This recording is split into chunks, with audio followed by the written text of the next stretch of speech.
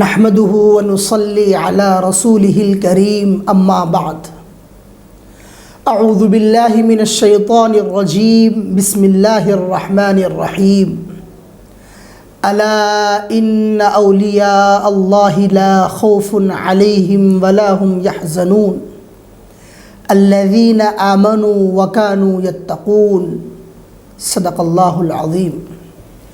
قال النبی صلی اللہ علیہ وسلم اذا رؤوا ذکر اللہ او کما قال علیہ الصلاۃ والسلام۔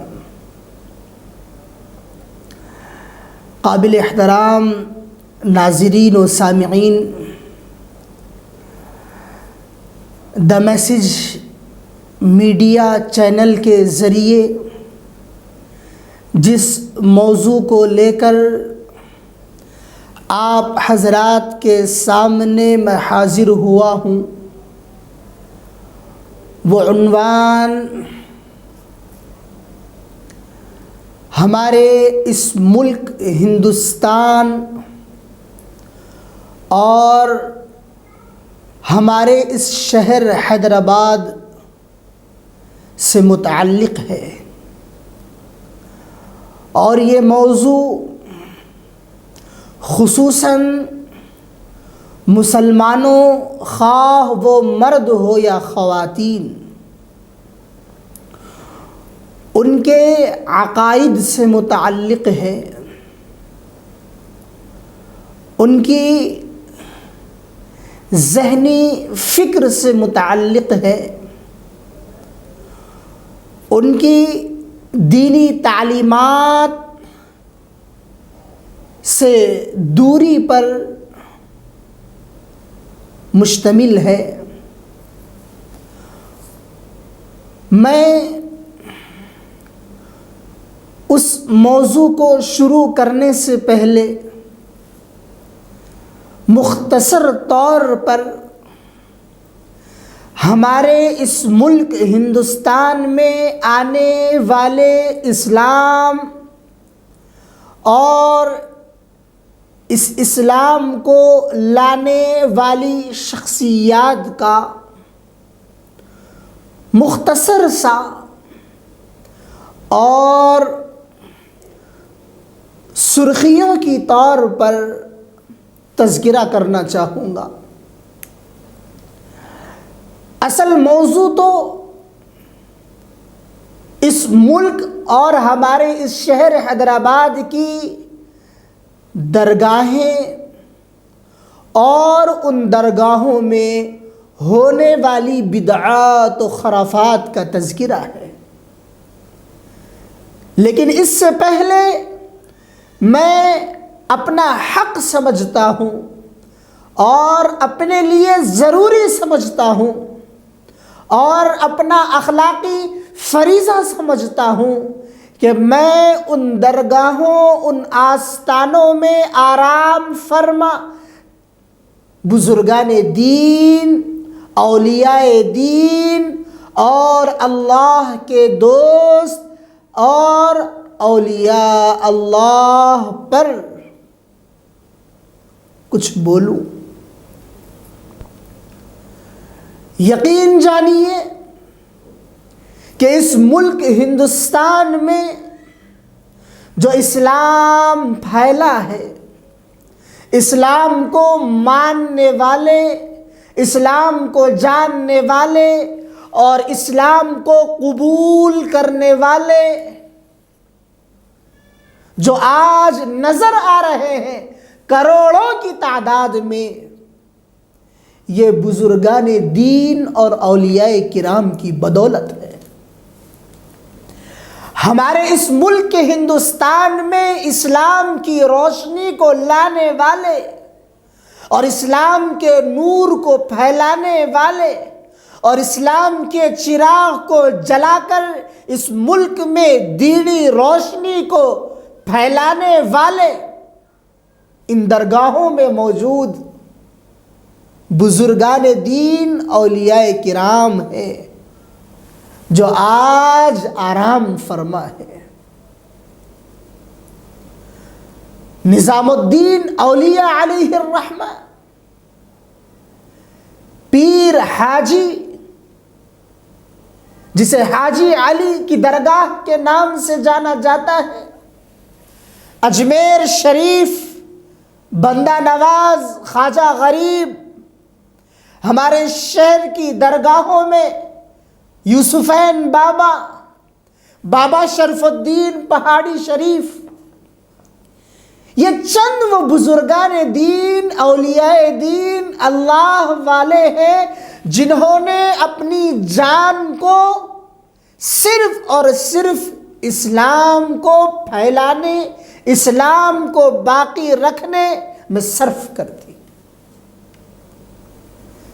کسی کو دیکھو پہاڑ کی اونچائی پر نظر آتا ہے، ممبئی میں دیکھیے ایک جزیرہ نما مقام پر حاجی علی بخاری علیہ الرحمہ نظر آتے ہیں۔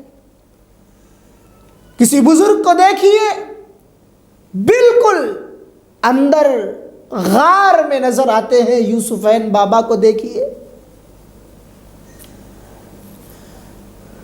یہ وہ بزرگان دین ہیں جنہوں نے اپنی زندگی کا پورا حصہ اس امت کو حقیقی امت محمدیہ بنانے میں صرف کر دی، اور اپنی زندگیوں کو ان بزرگان دین نے ایسے سانچے میں ڈھالا تھا، اخلاق و کردار کے ایسے لباس کو پہنا تھا کہ لوگ دیکھ کر ان کی کشش اور ان کی جاذبیت پر قربان ہو کر ان کے ہاتھ میں اپنا ہاتھ دے کر اسلام کا لباس پہن لیتے تھے۔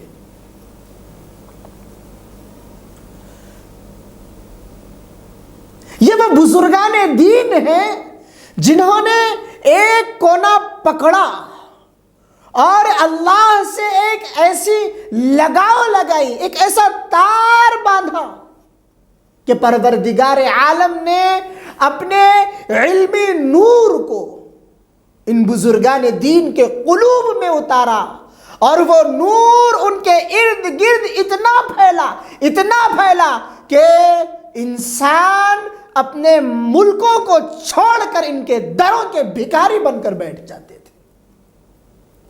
آج دیکھیے ہندوستانی لیول پر دیکھیے، دوسری ریاستوں کے لیول پر دیکھیے، مہاراشٹر ہو، کرناٹک ہو، تمل ناڈو ہو، تلنگانہ ہو، آندھرا ہو، جہاں جہاں پر درگاہیں ہیں ان درگاہوں میں آرام فرما اولیاء اللہ کے دوست ہیں، ان کی اپنی زندگی کی ہونے والی کرامات اور ان کی زندگیوں میں ہونے والی تعلیمات اور ان تعلیمات کی روشنی میں ان کے دروں پر آ کر ہونے والے لوگ مسلمان، اس کا دائرہ اتنا بڑا کہ وہ بزرگان دین تو اس دنیا سے رخصت ہو گئے، لیکن آج بھی ان دروں کے بھکاری بڑے سے بڑا امیر بھی بنا ہوا ہے اور غریب سے غریب شخص بھی بنا ہوا ہے۔ ان کی محبت اللہ سے تھی، ان کی لگاؤ اللہ سے تھی، انہوں نے اللہ کے دین، اللہ کے اسلام کو پھیلانے کے لیے اپنی زندگی عوام الناس میں صرف کر دی، اور عوام الناس کی محبت کا یہ عالم ہوا کہ وہ اس دنیا سے چل گزرے ہیں، لیکن ان کی نسلوں میں ان اولیاء دین کی محبت آج بھی باقی ہے، اور انشاءاللہ قیامت کی صبح تک باقی رہے گی۔ قرآن مقدس میں پروردگار عالم نے بزرگان دین کو، ان اولیاء کرام کو اپنا دوست کہا ہے۔ اولیاء اللہ، یہ بزرگان دین اللہ کے دوست ہیں، اللہ کے ولی ہیں۔ ان کی صفت اللہ نے بتائی، الذین آمنوا وکانوا یتقون، یہ راسخ ایمان والے ہوتے ہیں، ان کا کچا پکا ایمان نہیں ہوتا، اوپر سے ایمان والے نظر آتے ہیں، اندر سے کورے اور کفر والے منافق ہوتے ہیں، نہیں۔ الذین آمنوا وکانوا یتقون، یہ پکے مومن ہوتے ہیں اور اللہ سے ڈرنے والے ہوتے ہیں۔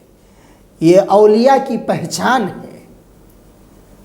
اللہ نے فرمایا لا خوف علیہم ولا هم يحزنون، انہیں دنیا میں کسی کا کوئی خوف نہیں ہوتا، یہ اللہ کے علاوہ کسی سے ڈرنے والے نہیں ہوتے۔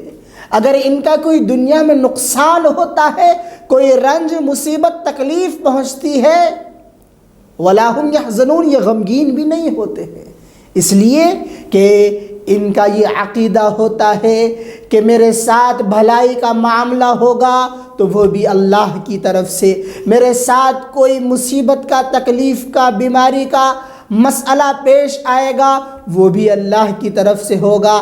آمنت باللہ رضیت باللہ ربا وبالاسلام دینا، میں ہر حال میں اپنے رب سے راضی ہوں، رضیت باللہ ربا۔ یہ اولیاء کرام کی پہچان ہوتی ہے، یہ اولیاء کرام کی صفات ہوتی ہے، انہی صفات پر یہ اپنی زندگی گزارتے ہیں، اور یہی سبق، یہی درس وہ اپنے سامنے موجود اللہ کے رسول صلی اللہ علیہ وسلم کی امتیوں کو بتاتے، سکھاتے اور سمجھاتے ہیں۔ یہ اولیاء اللہ کے متعلق خلاصہ تھا، مختصر تذکرہ تھا۔ ہندوستانی لیول پر ہو یا ہماری ریاست شہر حیدرآباد کا مسئلہ ہو، جتنی درگاہیں موجود ہیں، جتنے آستانے موجود ہیں، ان تمام آستانوں کے متعلق ہمارا یہ عقیدہ ہے کہ ان آستانوں میں، ان درگاہوں میں یقیناً اللہ والے موجود ہیں، اللہ کے دوست موجود ہیں، اللہ کے دین کو اور رسول اللہ کے اسلام کو پھیلانے میں انہوں نے اپنی زندگیوں کو وقف کر دیا، خود کو اور اپنی خودی کو اس کام میں لگا دیا، یہاں تک لگایا کہ ان کی روحیں ان کی جسم سے نکل گئی، اسی کام پر انہوں نے خود کو اور خودی کو قربان کر دیا۔ ہمارا یہ ماننا ہے کہ ان آستانوں میں، ان درگاہوں میں یقیناً اللہ والے تھے، اللہ پر قربان ہونے والے تھے، اللہ کی عبادت میں مشغول ہونے والے تھے۔ ہم ان بزرگان دین کو یقیناً ان کی جوتیوں کو ہم اپنے سر پر رکھنا اپنے لیے باعث فخر سمجھتے ہیں، خواہ وہ نظام الدین اولیاء علیہ الرحمہ ہو، خواہ وہ یوسفین بابا ہو، خواہ وہ بابا شرف الدین ہو، خواہ وہ اجمیر شریف کے بزرگ ہو، خواہ وہ بندے نواز ہو، خواجہ غریب النواز ہو، ہم تمام کی جوتیوں کو اپنے سر پر رکھنا اپنے لیے باعث فخر سمجھتے ہیں، اس لیے کہ یہ حقیقی درجے میں اللہ والے تھے، اللہ پر قربان ہونے والے تھے۔ اس ہندوستان میں جو اسلام کی بقا کا ذریعہ بنے یہ بزرگان دین تھے، اسلام کو پھیلانے والے، بڑھانے والے، آگے تک لے جانے والے، لوگوں کے قلوب سے، ان کی روحوں سے کفر کو نکال کر اللہ کے دین کو، رسول اللہ کی تعلیمات کو ڈالنے والے یہی وہ بزرگان دین تھے، اور انہی کی بدولت ہمارے اس ملک ہندوستان میں اسلام کا چراغ جلا ہے اور اسلام کی روشنی پھیلی ہے۔ ہم یقیناً فخر کرتے ہیں کہ ہم ایسے ملک میں پیدا ہوئے ہیں جہاں پر ان بزرگان دین کے ذریعے اسلام پھیلا ہے۔ لیکن عرض کرنی جو بات آج، اب اور اس وقت ہے وہ یہ ہے کہ ان بزرگان دین کی تعلیمات کیا تھی، اور آج ان بزرگان دین کا نام لینے والے مسلمانوں کا حال کیا ہے۔ ان بزرگان دین کی تعلیمات کیا تھی، اور ان بزرگان دین کا نام لینے والے اور ان بزرگان دین کے آستانوں پر جانے والے مسلمانوں کا حال کیا ہے، خواہ وہ مرد ہو یا عورت، خواہ وہ مرد ہو یا عورت۔ تعلیمات کیا تھی؟ پیران پیر شیخ عبد القادر جیلانی نور اللہ مرقدہ و مضجعہ آپ کی زندگی کا آخری وقت ہے تو اپنے بیٹوں کو یہ وصیت کرتے ہیں کہ بیٹو اپنی ظاہری اور باطنی آنکھوں کو غیر اللہ سے ہٹا کر اللہ کے علاوہ سے ہٹا کر صرف اور صرف اللہ کی طرف مرتکز کر دو۔ سید الطائفہ حضرت جنید بغدادی علیہ الرحمہ کی تعلیمات کیا تھی؟ آپ فرماتے ہیں کہ تم اللہ والے بنو، اور اللہ والا بننے کے لیے کسی اللہ والے کا انتخاب کرو۔ اور وہ اللہ والا کیسا ہو؟ فرماتے ہیں کہ وہ متبع شریعت ہو، وہ متبع سنت ہو، وہ متبع شریعت ہو، وہ متبع سنت ہو۔ بابا فرید الدین عطار علیہ الرحمہ کی تعلیمات کیا ہے؟ وہ فرماتے ہیں کہ تم اللہ کے سامنے اپنا سر جھکانے والے بنو، تم اللہ کے علاوہ کسی اور کو مت پوجو، تم اپنے لیے کسی اللہ والے کا انتخاب کرو، اور وہ اللہ والا ایسا ہو کہ وہ شریعت پر چلنے والا، مرنے والا، مٹنے والا ہے، اور وہ سنتوں کا لبادہ پہننے والا ہو، وہ سنتوں کا لباس پہننے والا ہو، وہ سنتوں کو چھوڑنے والا نہ ہو۔ بابا فرید الدین عطار علیہ الرحمہ کے ان اقوال کے ساتھ حکیم الامت شاہ اختر علیہ الرحمہ، جو کہ ایک بڑے بزرگ گزرے ہیں، انہوں نے فرمایا ہے کہ اللہ والے کا انتخاب کرنا چاہتے ہو تو دیکھو کہ وہ شریعت کی اتباع کرنے والا ہے یا نہیں، وہ سنتوں پر چلنے والا ہے یا نہیں، کیونکہ آج کے اس زمانے میں بزرگان دین کے لباس میں بہت سے 420 موجود ہے جو مچھلی کی شکل میں نظر آتے ہیں، حقیقت میں سانپ ہوتے ہیں جو مسلمانوں کے ایمان کو ڈھس لیتے ہیں۔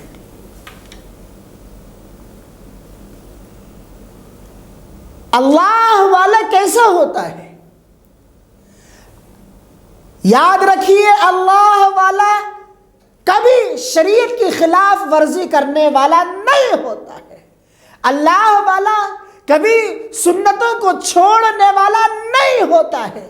اللہ والے کی پہلی صفت جسے پیران پیر نے بیان کیا، جسے نظام الدین اولیاء نے بیان کیا، جسے بابا فرید الدین عطار علیہ الرحمہ نے بیان کیا، جسے سید الطائفہ حضرت جنید بغدادی علیہ الرحمہ نے بیان کیا، وہ فرماتے ہیں کہ اللہ والا وہ ہوتا ہے جو متبع شریعت ہو، جو متبع سنت ہو، شریعت کی خلاف ورزی نہ کرتا ہو، سنت کی دھجیاں نہ اڑاتا ہو، اس کا لباس ایسا ہو کہ اس کے حلیے سے، اس کے لباس سے معلوم ہوتا ہو کہ یہ شخص سنتوں کا متبع ہے، سنتوں پر چلنے والا ہے۔ میری ان چند باتوں کے بعد اب آپ ان بزرگان دین کے آستانوں کو اپنے تصور میں لائیے، اپنے دماغ میں لائیے، اپنی سوچ میں لائیے، اپنی فکر میں لائیے، اپنی نگاہوں کے سامنے لائیے کہ یہ وہ بزرگان دین جنہوں نے اپنا من، دھن، سب کچھ اسلام اور اہل اسلام کے لیے قربان کیا اور انہی مقامات پر مدفون ہو گئے۔ آج ان آستانوں کا حال کیا ہے؟ آج ان درگاہوں کا حال کیا ہے؟ ان درگاہوں میں کیا اسلامی تعلیمات کا نفوذ ہو رہا ہے؟ کیا وہاں پر جانے سے ایمانی حرارت میں اضافہ ہو رہا ہے؟ کیا ان آستانوں اور درگاہوں میں قرآن کی تعلیمات، اسلامی تعلیمات ہو رہی ہے؟ کیا ان درگاہوں اور آستانوں میں رسول اللہ صلی اللہ علیہ وسلم کی تعلیمات کو برپا کیا جا رہا ہے؟ آپ خود اپنے تصور میں ان درگاہوں کو، ان آستانوں کو جن میں اللہ کے ولی موجود ہیں، جن میں اللہ کے دوست موجود ہیں، ان آستانوں پر نظر ڈالیے۔ آپ سوچئے کہ کس طرح کی بدعات بدعات و خرافات کو وہاں پر انجام دیا جا رہا ہے۔ کیسے کیسے اشخاص، میں برملا یہ الفاظ کہوں گا کہ کیسے کیسے چور، ڈاکو، دغاباز، دھوکے باز، مکار، دجال، جھوٹے قسم کے لوگ آج درگاہوں میں موجود ہیں۔ اجمیر شریف جا کر ہم نے دیکھا ہے کہ وہاں پر نمازوں کی کوئی پابندی نہیں، ہر کونے میں، ہر پلیئر کے پاس، ہر دکان پر ایک ڈاکو موجود ہے۔ آنے والے لوگوں کی جیبوں پر اس کی نظر ہوتی ہے، آنے والی خواتین کے جسموں پر ان کی نظر ہوتی ہے۔ جو شخص اپنے ہاتھ میں کچھ لے کر آتا ہے تو ان کے پیچھے ان کے مخبر بن کر پڑ جاتے ہیں اور ان کے ہاتھ میں موجود چیزوں کو لے کر پھر اسی دکان پر فروخت کر کے مال اپنے جیب میں ڈال لیتے ہیں۔ آپ اس شہر حیدرآباد کے آستانہ بابا شرف الدین پر نظر ڈالیے، وہاں پر کیسی بدعات و خرافات کو انجام نہیں دیا جا رہا ہے۔ کیا آپ بتائیے مجھے، کیا قرآن میں، احادیث میں اللہ کے رسول صلی اللہ علیہ وسلم نے خواتین کو درگاہوں پر، آستانوں پر جانے کی اجازت نہیں دی ہے؟ اللہ کے رسول نے منع کر دیا ہے کہ خواتین آستانوں پر نہ جائے، درگاہوں پر نہ جائے۔ مفتیان کرام کا فتویٰ ہے کہ اگر خواتین جانا چاہتی ہے تو وہ خواتین جائے، جو بوڑھی ہو چکی ہو، جس کے سر میں سفید بال آ چکے ہو، لاغر ہو چکی ہو، وہ بوڑھی درگاہوں پر جائے تاکہ وہ آخرت کو یاد کر سکے۔ جوان عورتوں کو جانے کی اجازت نہیں دی۔ میرے سامنے فتاوی رضویہ کا حوالہ موجود ہے کہ اعلیٰ حضرت احمد رضا خان صاحب بریلوی علیہ الرحمہ نے فرمایا ہے کہ اصح یہ ہے کہ عورتوں کو قبروں پر جانے کی اجازت نہیں ہے۔ فتاوی رضویہ جلد 9 صفحہ 537، رضا فاؤنڈیشن لاہور۔ یہاں پر صاف اور صریح الفاظ میں اعلیٰ حضرت نے بھی خواتین کو درگاہوں پر جانے کی اجازت نہیں دی ہے۔ آپ ان آستانوں کو اپنے نگاہوں کے سامنے لائیے، وہاں پر کس قسم کی بدترین فواحشات کو رونما کیا جا رہا ہے، کیسی کیسی بدعات و خرافات کو انجام دیا جا رہا ہے۔ مجھے بتائیے، کیا خواتین کو پردے میں رہنے کا حکم قرآن نے نہیں دیا، حدیث نے نہیں دیا؟ صحابہ کی زندگی سے یہ تعلیم ہمیں نہیں ملی؟ رسول اللہ صلی اللہ علیہ وسلم نے اپنی ازواج کو، جو ساری امت کی مائیں تھی، اللہ نے انہیں بھی پردہ کرنے کا حکم دیا کہ وہ صحابہ کے سامنے بھی نہ آئے۔ آج درگاہوں میں، آستانوں میں، اولیاء اللہ کے سامنے ہماری مائیں، ہماری بہنیں برقعوں پر تو نظر آتی ہے لیکن ان کے چہروں پر پردہ نہیں ہوتا۔ بہت سی خواتین ایسی بھی ہوتی ہے درگاہوں پر آنے کے بعد اپنے برقعوں کو اتار دیتی ہے۔ آپ بتائیے یہ کہاں سے جائز ہے؟ اللہ والوں کی روحوں کو اس سے تکلیف نہیں پہنچتی ہوگی یا پہنچتی ہوگی؟ آپ اس کا فیصلہ کریں۔ آپ مجھے بتائیے، باجا بجانا شریعت میں حرام ہے۔ علامہ ابن تیمیہ علیہ الرحمہ فرماتے ہیں کہ انسان کے ہاتھ سے برتن چھوٹ جاتا ہے، نیچے گرنے پر جو چھن کی آواز آتی ہے، اس چھن کی آواز سے بھی شیطان خوش ہو جاتا ہے۔ آپ بتائیے، درگاہوں میں، مزار کے پاس بیٹھ کر ڈولا، تھبلا، باجا بجایا جاتا ہے اور قوالی گائے جاتی ہے، یہ کہاں سے جائز ہے؟ دیکھیے، قرآن میں تو منع کیا گیا ہے، حدیث میں حرام قرار دیا گیا ہے۔ لوگ بعض کا حوالہ دے کر اس چیز کو بھی جائز قرار دیتے ہیں۔ میرے سامنے حوالہ موجود ہے، آپ سنیے۔ قوالی جو ہوتی ہے درگاہوں میں، اور اس قوالی میں ڈھول بجتا ہے، بادا بجتا ہے، اس ڈھول باجے کے متعلق اعلیٰ حضرت احمد رضا خان صاحب نے کیا کہا سنیے۔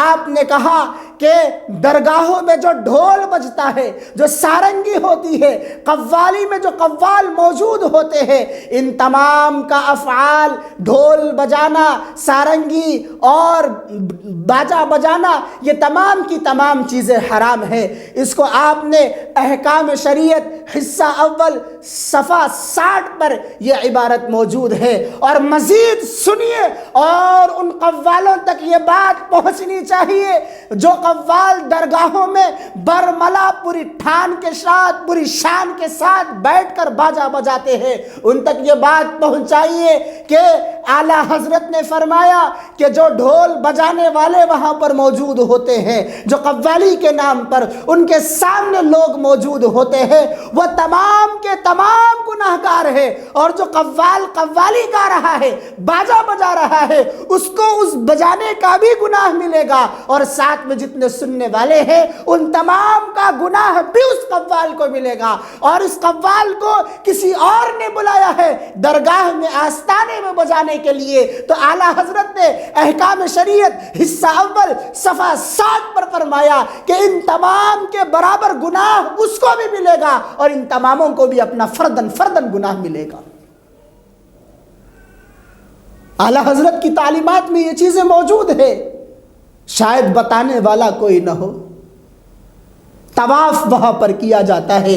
बाबा शरफुद्दीन की दरगाह में हमने अपनी आँखों से देखा, जवान खातून है, जवान मर्द है, हाथ पकड़कर उस आस्ताने का तवाफ कर रहे हैं। देखिए, हदीस में तो उसको मना किया गया, कुरान में तो उसका कहीं तज़किरा नहीं मिलता।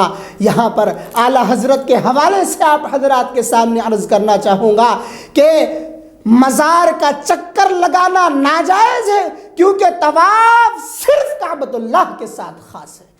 तवाफ चक्कर लगाना सिर्फ काबतुल्लाह के साथ ख़ास है। फतावा रिज़विया जिल्द 9 सफ़ा 529, तबा रज़ा फाउंडेशन लाहौर। जो जो चीज़ें वहाँ पर मौजूद हो रही है, इसकी तालीमात कहीं पर नहीं मिलती। ये तमाम की तमाम चीज़ें उन मनगढ़ंत मौलवियों मुल्लाओं की है, जिन्हें सिर्फ़ और सिर्फ़ जिन्होंने अपने ऊपर मौलवी और मुल्ला का नाम चस्पा कर लिया है, या ये बिदआत और खुराफात उन लोगों की है जो ढोंगी बाबा है, जो मक्कार, कज़्ज़ाब, दज्जाल, झूठे, हरामी बाबाए हैं। मैं इसलिए ये अल्फाज कह रहा हूँ कि ख़ुद आला हज़रत ने उनके ऊपर हराम का लक़ब थोपा है। देखिए, आप जो लोग दरगाहों में बाबाएँ बनकर बैठे हुए हैं, सीधे जहन और सादे जहन से सोचिए समझिए कि जो बाबाएँ अपने आप को ज़ाहिर करते हैं, उनका हुलिया कैसा होता है। आप उनके हुलिये पर नज़र डालिए, अगर उनका हुलिया मुत्तबिया शरीयत के मुताबिक हो तो वो बाबा हो सकता है, अगर उसका किरदार और अखलाक शरीयत के मुताबिक, सुन्नत के मुताबिक हो तो वो बाबा हो सकता है। यानी हम उसे अल्लाह वाला तसव्वुर कर सकते हैं। मुत्तबी शरीयत, मुत्तबी सुन्नत के साथ साथ वो हराम काम, हराम माल से बचता हो, हराम ग़िज़ा से बचता हो, तो हम उसे अल्लाह वाला मान सकते हैं। लेकिन आप आस्थानों पर जाइए, दरगाहों पर जाइए, हैदराबाद की जितनी दरगाहें मौजूद हो, वो शाहीन नगर की हो, मल्लापल्ली की हो, आलीजा कोटले की हो, तालाब कट्टे की हो, या फिर इसके अलावा मुख्तलिफ मकामात पर जो आस्थाने दरगाहें हैं जिनमें अल्लाह वाले मौजूद हैं, उन दरगाहों पर बैठने वालों का क्या हाल है। उन दरगाहों में हमने अपनी आँखों से देखा कि बाल उनके पीठ तक जा रहे हैं। अल्लाह के अहादीस में आता है, बाज़ मकामात पर कान की लौ तक, बाज़ हदीस में है आधे कान तक, या फिर आधे कंधे तक या कंधे तक अल्लाह के रसूल सल्लल्लाहु अलैहि वसल्लम के बाल थे। हमने देखा है कि आधे पीठ तक उनके बाल मौजूद हैं। ये नाजायज़ है, वो औरतों की मुशाबहत है। तालीमात आला हज़रत में आप पढ़ लीजिए, उन्होंने भी मना किया है। हम देखते हैं कि अंगूठियाँ हाथों में पहने हुए होते हैं, 10 उंगलियों में 10 अंगूठियाँ मौजूद होती है। अल्लाह के रसूल सल्लल्लाहु अलैहि वसल्लम की हदीस मुबारक है, अल्लाह के रसूल ने सिर्फ एक अंगूठी पहनने की इजाज़त दी, और वो भी चांदी की अंगूठी हो जो 4.5 माशे से कम हो, 4.5 माशे से कम हो। अल्लाह के रसूल सल्लल्लाहु अलैहि वसल्लम के दरबार में एक सहाबी लोहे की अंगूठी पहन कर आए, तो आका ने फरमाया, तुमने क्यों जहन्नमियों का जेवर पहन कर आया। वो सहाबी उस अंगूठी को निकाल कर दूसरी मर्तबा पीतल की अंगूठी पहन कर आते हैं। अल्लाह के रसूल सल्लल्लाहु अलैहि वसल्लम फरमाते हैं, तुम्हारे पास से बुतों की बू आती है, पीतल के बुत बनाए जाते थे, बुतों की बू आती है। वो सहाबी वो पीतल की अंगूठी भी निकाल कर सोने की अंगूठी पहन कर आते हैं, तो आका अलैहिस्सलातु वस्सलाम फरमाते हैं, तुमने जन्नतियों का जेवर पहन लिया। यानी सोना जन्नतियों का जेवर है, दुनिया में पहनना मना है, नाजायज़ है, मना किया गया है। आप باباؤں کو دیکھیے، ان کے ہاتھوں میں انگوٹیاں بھری ہوئی ہوتی ہے۔ میں آپ حضرات کے سامنے اعلیٰ حضرت ہی کا فرمان سنانا چاہوں گا انگوٹی کے متعلق۔ اکثر و بیشتر لوگوں کو ہم دیکھتے ہیں کہ ہاتھوں میں 3 4 انگوٹیاں پہنے ہوئے ہوتے ہیں۔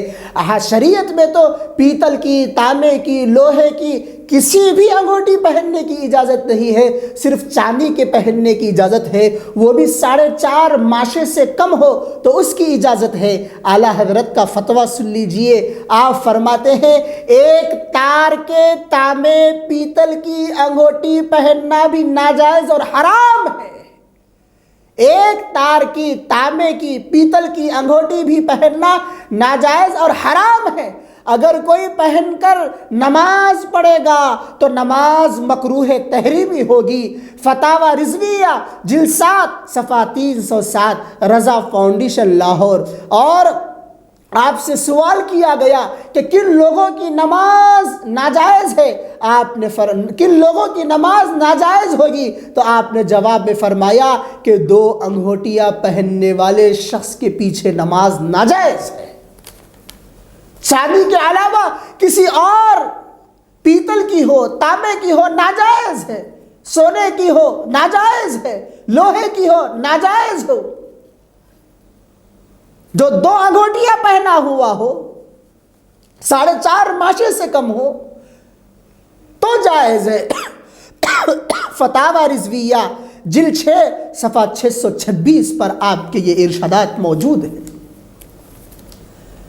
سجدہ صرف اور صرف اللہ کے سامنے کرنے کی اجازت ہے، لیکن ہم نے دیکھا ہے کہ درگاہ میں، آستانے میں جاتے ہیں تو لوگ دھڑالے سے سجدہ کرتے ہیں۔ میں نے آپ کو بابا فرید الدین عطار، پیران پیر، سید الطائفہ حضرت جنید بغدادی علیہ الرحمہ، بابا شرف الدین علیہ الرحمہ کے فرامین سنائے ہیں۔ ان کی پہلی تعلیم جو لوگوں کے سامنے یا اپنی اولاد کو وصیتیں تھی، ان میں انہوں نے یہی فرمایا ہے کہ اپنی ظاہری اور باطنی نگاہوں کو غیر اللہ سے ہٹا کر اللہ کے سامنے مرتکز کر دے اور اللہ ہی کو ایک مانے اور اس ماتھے کو اللہ ہی کے سامنے جھکائے۔ اعلیٰ حضرت کا فرمان بھی یہ ہے، عبادت کا سجدہ اللہ کے سوا کسی کو بھی کرنا شرک ہے۔ عبادت نماز کی طرح، عبادت کا سجدہ اللہ کے سوا کسی کو بھی کرنا شرک ہے۔ اور تعظیم والا سجدہ، تعظیم والا سجدہ مزاروں کو ہو یا پیر کو حرام ہے۔ فتاوی رضویہ جلد 22 صفحہ 426۔ یہ چند وہ باتیں تھیں، موٹی موٹی باتیں اور حوالے کے ساتھ آپ حضرات کے سامنے عرض کی گئی۔ یقیناً درگاہوں اور آستانوں میں جو بزرگان دین ہیں، ان کی جوتیوں کو ہم اپنے سر پر رکھنا اپنے لیے باعث فخر سمجھتے ہیں۔ ہم انہیں اپنے آنکھوں کا نور، دل کا سرور، سر کا تاج مانتے اور جانتے ہیں، لیکن آج انہی بزرگان دین کی تعلیمات کو مٹا دیا گیا ہے، بھلا دیا گیا ہے، اور وہ تعلیمات جو شیطانی تعلیمات جنہیں کہا جا سکتا ہے، وہ تعلیمات جو اسلام کے خلاف تعلیمات جنہیں کہا جا سکتا ہے، وہ تمام کی تمام چیزیں ان درگاہوں اور آستانوں میں موجود ہیں۔ میں آخر میں آپ حضرات کے سامنے عرض کرنا چاہوں گا، خاص طور پر درگاہوں اور آستانوں کو خواتین سے خالی کر دیجئے۔ آپ کو معلوم ہوگا یا پھر معلوم ہونا چاہیے یا پھر آپ معلوم کیجئے کہ بریلی شریف میں جہاں پر احمد رضا خان صاحب کا مزار ہے، 24 نومبر سے وہاں پر یہ حکم لاگو کر دیا گیا ہے کہ وہاں پر کوئی مرد اپنے ساتھ خواتین کو نہ لائے۔ اعلیٰ حضرت کی مزار پر یہ بورڈ لگا دیا گیا ہے اور وہاں پر اعلان پہ اعلان ہو رہا ہے کہ اب اعلیٰ حضرت کی مزار پر خواتین کو نہ لایا جائے،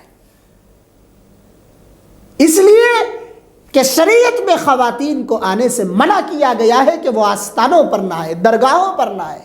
آپ کو یہ بھی معلوم ہونا چاہیے کہ ممبئی کے ہائی کورٹ میں اسی پر کیس لگا ہوا ہے کہ خواتین، شریعت یہ کہتی ہے کہ درگاہوں اور آستانوں پر خواتین نہ آئے، لیکن خواتین ہم اپنے جمہوری حق کو بتانے اور جتلانے کے لیے کیس کو بک کر دیے ہیں۔ ممبئی کی تقریباً 20 درگاہوں میں سے 7 درگاہوں پر خواتین کو آنے کی اجازت نہیں دی گئی، بند کر دی گئی تھی، پھر خواتین کیس بک کیے ہیں، وہ کیس چل رہا ہے۔ اگر شروع ہی سے شریعت کے اس فرمان پر تعمیل کی جاتی، اس حکم کو مانا جاتا، تو آج یہ نوبت نہیں آتی۔ مسلمان، ہندو، تمام خواتین مل کر ایک ساتھ ہو گئے ہیں، وہ یہ کہہ رہے ہیں کہ درگاہیں پبلک پلیس ہے، وہاں پر جانے کی ہمیں اجازت دی جائے۔ نظام الدین اولیاء علیہ الرحمہ کی درگاہ پر بھی یہی مسئلہ چھڑا ہوا ہے۔ یہ وہ باتیں تھیں جو عوام الناس کے سامنے آنی چاہیے تھی۔ درگاہوں میں نہ ڈھول باجا ہونا چاہیے، نہ قوالی ہونی چاہیے۔ درگاہوں اور آستانوں میں خواتین کی آمد و رفت نہیں ہونا چاہیے۔ ایک بڑا نوجوان طبقہ اس لیے جا رہا ہے ان آستانوں پر کہ وہاں پر نوجوان لڑکیاں نظر آتی ہے، وہاں پر چھیڑ چھاڑ لڑکیاں بھی کر رہی ہے۔ اللہ معاف کرے، یہ درگاہوں کو بدنام کرنا، آستانوں کو بدنام نہیں کرنا ہے، یہ ایک حقیقی بات ہے جو کھل کر آپ حضرات کے سامنے رکھی جا رہی ہے۔ درگاہوں پر طواف کرنے کی اجازت شریعت میں نہیں ہے، اعلیٰ حضرت نے اس سے منع کیا ہے، اور قبروں مزاروں پر جا کر سجدہ کرنا، اس سے بھی اعلیٰ حضرت نے اور شریعت نے منع کیا ہے۔ یہ تمام باتیں اس لیے کہی جا رہی ہے کہ ایک مسلمان ان تعلیمات سے واقف ہو، خود بھی آگاہ ہو اور دوسروں کو بھی آگاہ کرے۔ پروردگار عالم سے دعا ہے کہ پروردگار عالم ان درگاہوں اور آستانوں کی حفاظت فرمائے، یہاں پر ہونے والے بدعات و خرافات کو ختم فرمائے، اور جو خواتین جانے انجانے میں درگاہوں میں خواتین کے آنے پر زور دے رہی ہے، اور ممبئی کے ہائی کورٹ میں جو کیس چل رہا ہے، پروردگار عالم اس فیصلے کو شریعت کے حق میں نافذ فرمائے۔ اللہ تبارک و تعالیٰ کہنے سے زیادہ سننے، سننے سے زیادہ سمجھنے، اور سمجھنے سے زیادہ ان باتوں پر عمل کرنے کی توفیق عطا فرمائے۔ وآخر دعوانا ان الحمد للہ رب العالمین۔